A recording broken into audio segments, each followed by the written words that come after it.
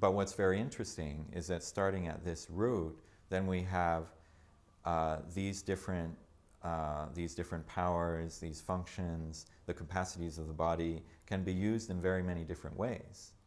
Right? So that's why it's very interesting that you'll find martial arts practices, right? Of the, so kung fu, so violent, combat, or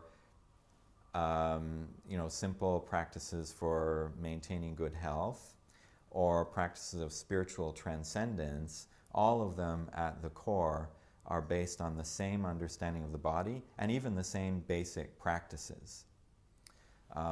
So actually, in one sense, there's a gradation which is based on a certain understanding of spiritual progression. So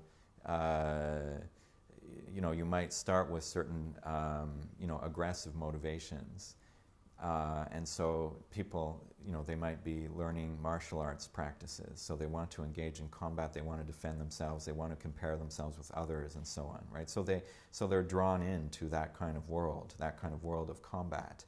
But as they learn these practices of breathing, of meditating, of controlling these energies, well, at one point then they have to learn to transcend those motivations, right? And transcend.